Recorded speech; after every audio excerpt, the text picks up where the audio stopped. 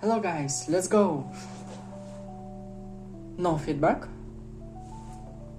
I mean, just keep improving my accent, pronunciation, words, etc. and my display of emotions. Let's jump into the word of the day. Behave.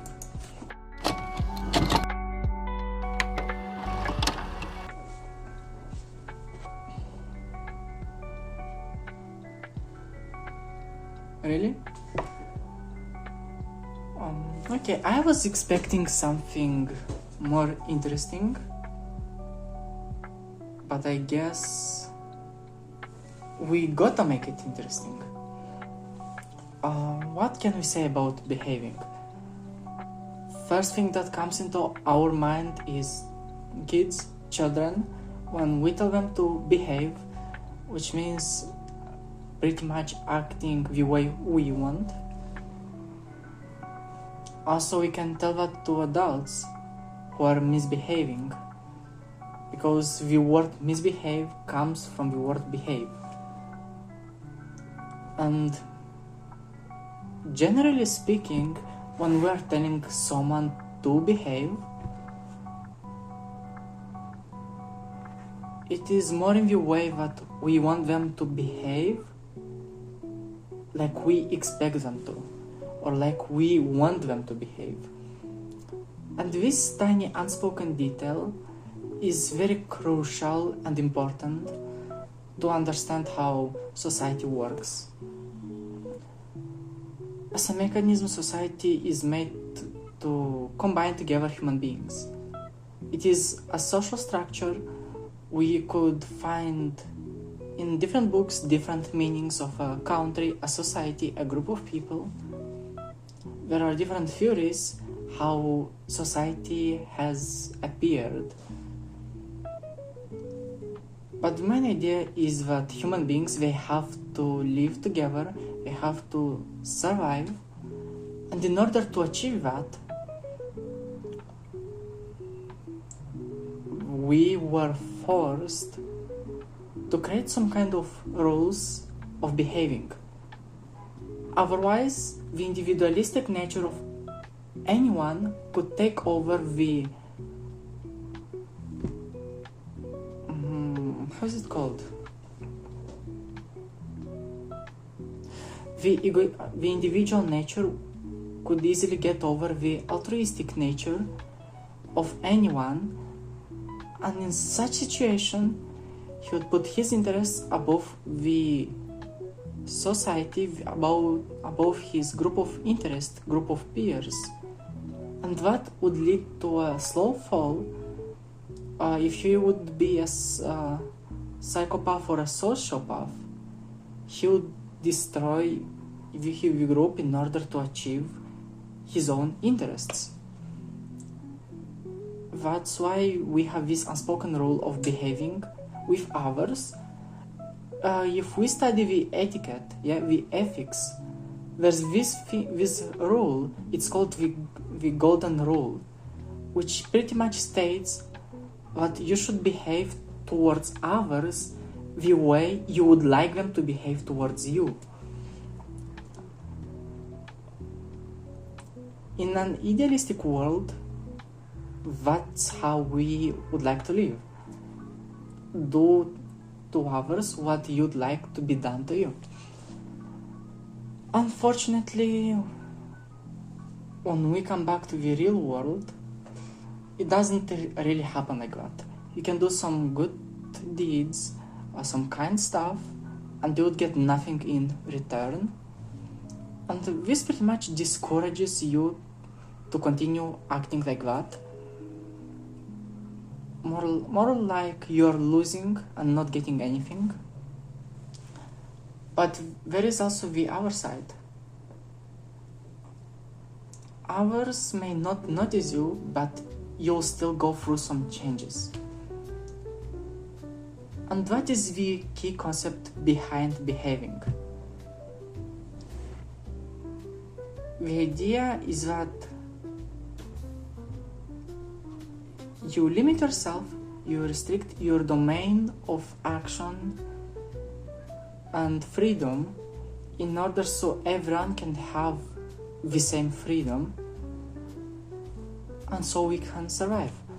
If we look at the nature, the animal world, different species have different types of surviving. Some of them are loners, like what? Frogs,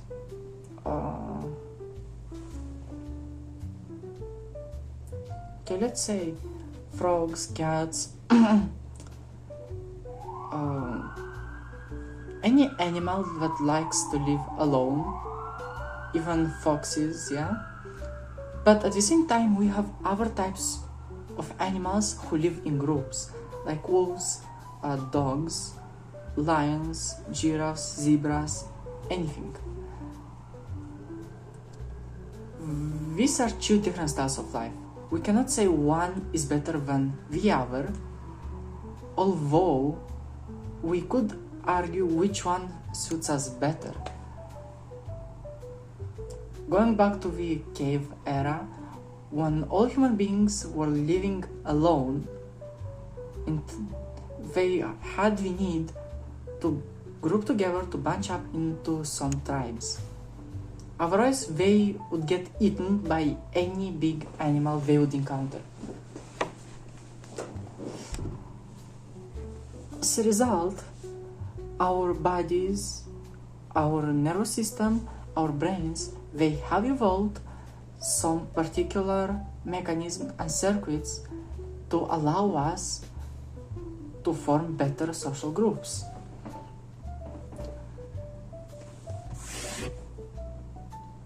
That is when it comes to the nature. The human part, the one that we created on top of that, are these rules of behaving. And as a whole, they are meant just to sustain the main mechanism. You do not have to put the rules of behaving over the overall benefit so that everyone else can die, but I will keep following the rules. This is not how it is supposed to be done. And in this sense,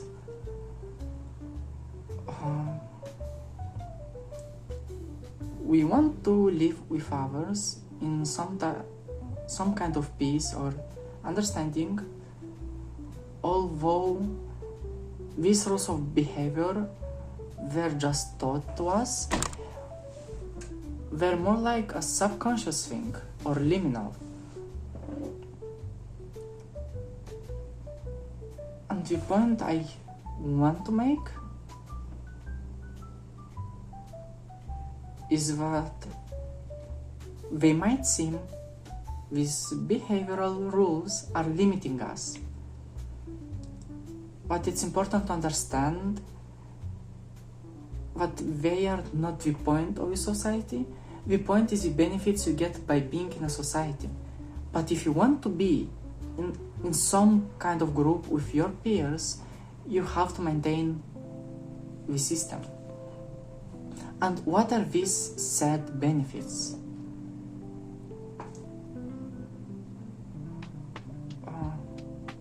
You get contact with others. Since our brains, they are wired, they are pretty much made to live in groups. We are not the type of animals that can be loners. We need some kind of contact with others and communication. That's what we get from a group. The first and most important thing: support and communication. Then we also get stress relief. We'll come back to that later. Also get oxytocin, which is a hormone really important for our bodies, and it is being produced only when we come in contact with other human beings. And it really helps us, again, with the stress, with the overall mood, and is essential for our happiness.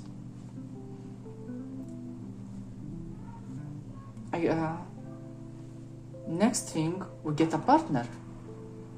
If we want to make a family, and having a family means producing future generations, means finding a girl or a guy, depending on you, you find them in your group. In fact, the family you are creating is another type of group. So you get a cool place to find a partner. And now going back to the stress. We have men and we have women. Very different physiologically and psychologically. That means the bodies are made, they are constructed different, they have different morphologies and adaptations. I think it's quite visible, yeah? Psychologically, we are looking at things differently. If you take a guy and you take a girl and you put some food in front of them, they will perceive it differently. The guy will see a kind of pleasure or something that he can eat and go away. Women, they could potentially see something more emotional into that. And I know this is a vague example, and something that is easier to encounter and recall is questioning. When you ask a guy a question, he will just give you the answers. He'll tell you what to do. That is his main way of thinking. If a guy asks something, he's expecting to get a solution for his problem. If a woman asks you something, she might not want as much as of a solution as just some kind of support. And this is a huge misunderstanding between the two out of many genders. When a woman asks a guy for a support, he starts giving her solutions. That's not what she wants. And a tiny disclaimer, this does not apply to everyone, obviously. This is true for the vast majority or for an average person, but this does not mean it applies to absolutely everyone with no exceptions. And going back to the differences. Another difference is the view on the world. The guys were instrumentalists. This means any problem that I have inside, I will try to look for a solution on the outside. If you feel bad, go and hit someone, go take a walk, go work out. The women were more internal. They internalize the problems, which means that just going for a walk, just eating something, just working out is not going to help them. They have to talk with anyone, they have to get support, they have to emotionally deal with that by themselves. That is a huge difference. If you look in the prisons, the biggest percent of prisoners are males, because when they feel bad, they go drink. When they feel bad, they project this on the outside world, and by this way you hit someone, you get drunk, you again feel bad, you start a fight, you start an argument, you get pressured. There are different types of factors that also influence that, but as a result we get that prisoner guys are more prevalent than women prisoners. And now, what does it all have to do with the stress? It's hidden in the basic mechanism of how stress works. Because the instinct of stress is usually described as fight or flight, and this is partially true. Why partially? Because it is true for males. when it comes to women, they have a different instinct related to the stress. And this instinct is called tend and befriend. It's really easy to explain. First of all, tend and befriend means whenever you are stressed, you seek for support. Emotional, physical, any type of support. You go talk with your friends, your relatives, anything. That means tend and befriend. When the stress levels are extremely high, when we exceed the capacity, even women have this instinct of fight or flight. But until you get to that critical level, the instinct will be tend and befriend.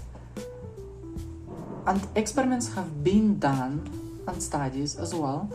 And actually, whenever a woman hugs a child, her stress levels go down. And doesn't matter whose child it is. It could be her own child. It could be a random someone else's child. She could still hug him and feel relieved. And this is different from the aggression that male species display whenever they are stressed. The explanation comes from the evolution back to the cave era, when men would go to hunt, find some food, women would need to take care of a child. And now imagine there's a second child or a third one, or she's just pregnant. She would not be able to take care of the already existing children. And how would she manage that? Well, her relatives would come to her and offer some kind of help. Like, you can take care of your pregnancy and they'll help you with your child.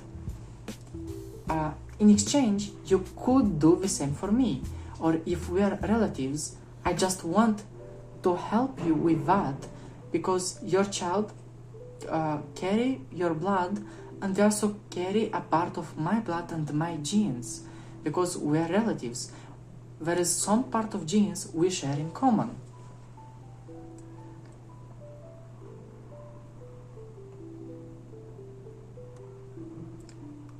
And the nature, the biology of the human bodies, it adapted to such behavior. What means adapted? It made our bodies to be rewarded for taking care of someone else's child. That's why the bodies naturally became less stressed whenever they were taking care of someone's kid.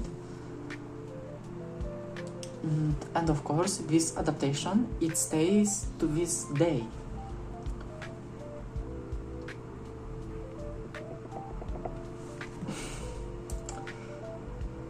Time's up.